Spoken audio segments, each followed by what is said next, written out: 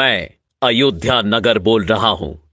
मेरा नाम अयोध्या इसलिए पड़ा क्योंकि मुझे युद्ध में ना तो कभी पराजित किया जा सका और ना ही किया जा सकेगा।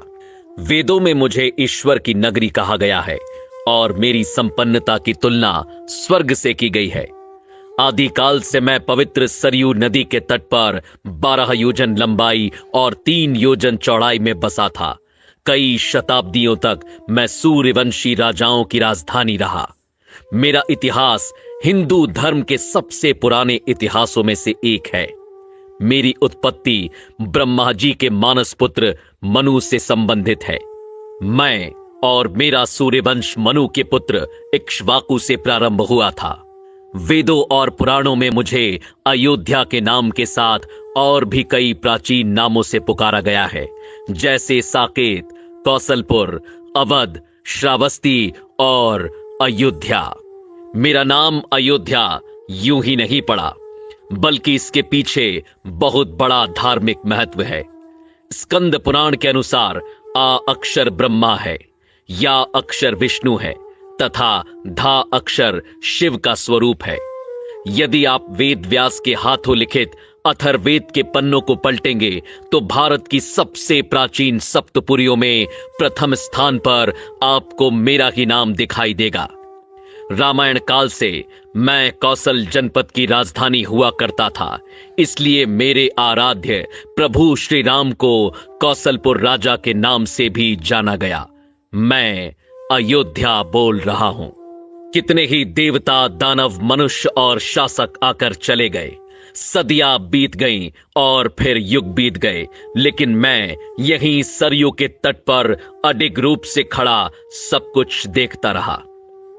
मैं वो महासौभाग्यशाली नगर हूं जिसकी गोद में खेलकर रघुनंदन श्री राम बड़े हुए।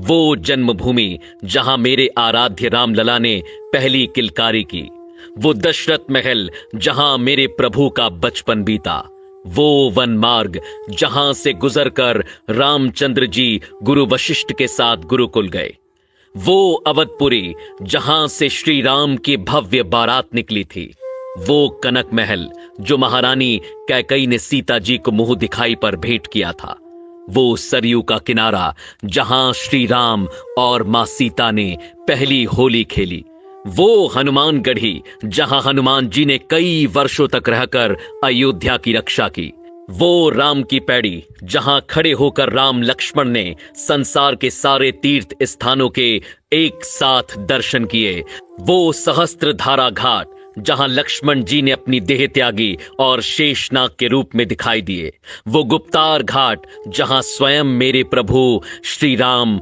जल समाधि लेकर बैकुंठ को लौट गए। मुझसे विदा लेते वक्त उन्होंने मुझे अमर और अजय रहने का वरदान दिया था। मेरी आंखों में बिछो के अश्रु भर आए थे। मैं अयोध्या बोल रहा हूं। यह सभी कुछ अपनी इन्हीं आंखों से देखा है मैंने। मेरे प्रभु जब 14 वर्षों के वनवास पर चले गए, तब मेरे नगर का बच्चा बच्चा रोया था। महाराज दशरथ को मैंने पुत्र वियोग में तड़प तड़प कर अपने प्राण छोड़ते हुए देखा। मैं वहीं उनके पास ही खड़ा था। सभी रोए, लेकिन मैं फिर भी कमजोर नहीं पड़ा। मुझे विश्वास था कि मेरे कोने कोने को अपनी आभा से प्रकाशित करने वाले प्रभु श्री राम एक दिन लौट कर आएंगे। वह दिन भी आया जब सबके प्राणों से प्यारे श्री राम वनवास से लौट कर आए। उस दिन मेरी भूमि पर महादीपोत्सव मनाया गया था। मेरी शोभा को मानो 4 चांद लग गए।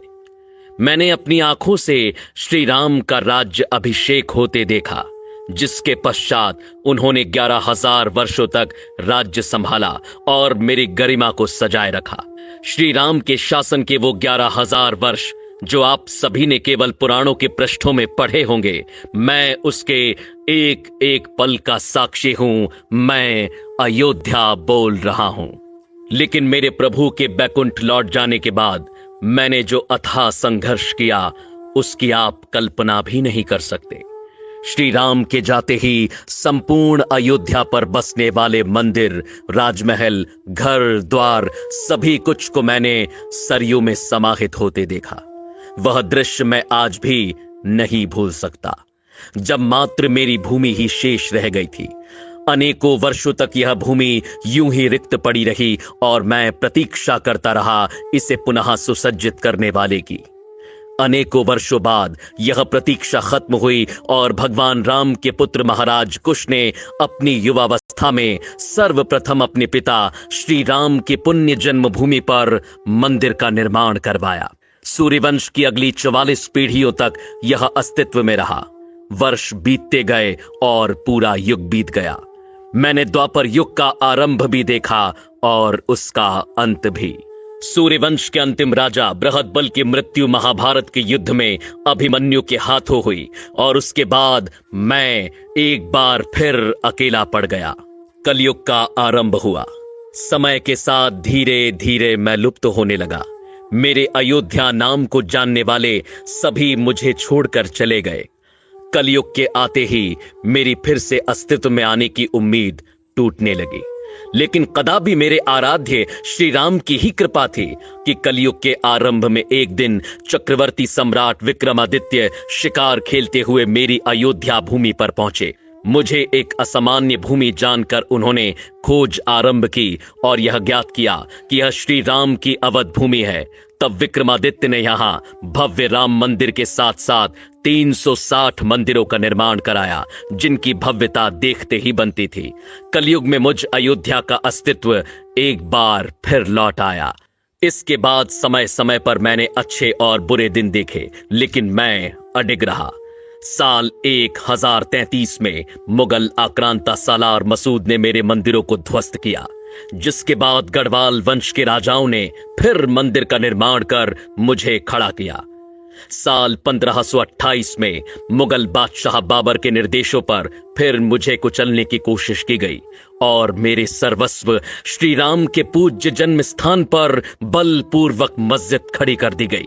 मेरे रामलला से प्रेम करने वालों के हृदय में ये आग धधकती रही कि श्री राम को न्याय कब मिलेगा, और 1853 में यह आग भड़क उठी जब यहां पहली बार हिंदू मुसलमानों के बीच दंगे हुए। उस समय अंग्रेजी सरकार ने अस्थायी रूप से समझौता कराया। साल 1949 की खुदाई में यहां श्री राम के अवशेष मूर्तियां पाई गईं, जिसके बाद 1950 में सिविल कोर्ट में मूर्ति स्थापित करने की इजाजत मांगी गई। साल 1961 में एक बार फिर मेरी जागती उम्मीदों पर प्रहार हुआ और मेरे आराध्य श्री राम की मूर्तियां हटाने की कोशिश की गई। साल 1984 में विश्व हिंदू परिषद ने मंदिर निर्माण के लिए कमेटी का गठन किया और हिंदुओं को एक छोटी सी विजय के रूप में यहां अपने प्रभु श्री राम की पूजा करने की अनुमति मिली। इसी क्रम में साल 1992 में कई हिंदू संगठनों ने मिलकर मस्जिद के विवादित ढांचे को गिरा दिया, जिसके बाद देश भर में सांप्रदायिक दंगे भड़क उठे, जिसमें 2000 से ज्यादा लोगों को अपने प्राणों की आहुति देनी पड़ी। साल बीतते गए, अदालत की सुनवाई जारी रही, अर्जियां लगती रहीं, तारीखें मिलती रहीं, लड़ाई लड़ने वाले चेहरे भी बदलते गए, लेकिन इन सब के बीच मैं अयोध्या डटकर खड़ा रहा, इस उम्मीद के साथ कि यह मेरे प्रभु श्री राम की भूमि है जो कोई नहीं छीन सकता। आखिरकार बहुत लंबी प्रतीक्षा के बाद साल 2019 में इस लड़ाई में पहली विजय मिली, जिससे मेरा रोम रोम खिल उठा जब सुप्रीम कोर्ट ने मेरे प्रभु श्री राम के पक्ष में फैसला सुनाया और 2.77 एकड़ भूमि के हिस्से को मेरे रामलला के लिए लौटाया। साल 2020 में श्री राम मंदिर का भव्य भूमि पूजन कार्यक्रम आयोजित किया गया, जो मेरी दूसरी विजय के रूप में मुझे प्राप्त हुआ, और मेरी तीसरी और अंतिम विजय आज सभी के सामने है, जब साल 2024 में एक अद्वितीय और भव्य मंदिर निर्माण के बाद स्थायी रूप से मेरे सर्वस्व श्री राम की प्राण प्रतिष्ठा होने जा रही है, जिसकी एक झलक देखने के लिए हर कोई लालायत है। मैं अयोध्या बोल रहा हूं। आज मैं ऐसा महसूस कर रहा हूं मानो मेरी युगों युगों की तपस्या सिद्ध होने जा रही है। मैं नहीं जानता कि आप में से किसे ये सारी बातें सत्य लगती हैं और किसे केवल एक कल्पना, लेकिन मैं वो अयोध्या हूं जिसने अपनी आंखों से इन सभी दृश्यों को देखा है।